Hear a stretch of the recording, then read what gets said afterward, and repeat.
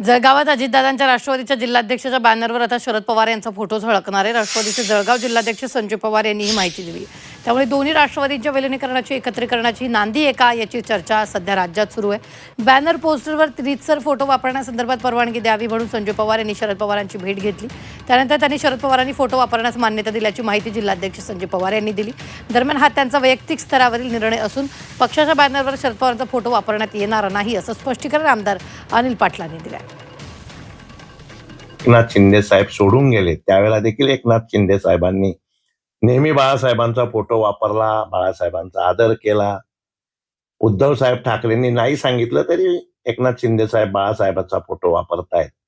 आणि काही तांत्रिक अडचणींमुळे पवार साहेबांनी आम्हाला जो नकार दिला होता फोटो वापरण्याचा, तो एक धागा पकडत मीच एक आमचे आणि पवार साहेबांचे कौटुंबिक, राजकीय, सामाजिक संबंध असल्या कारणाने पवार साहेबांचं नातं आणि माझे वडील स्वर्गीय मुरलीधर पवार यांचं नातं सगळ्या महाराष्ट्राला आणि जिल्ह्याला माहिती आहे।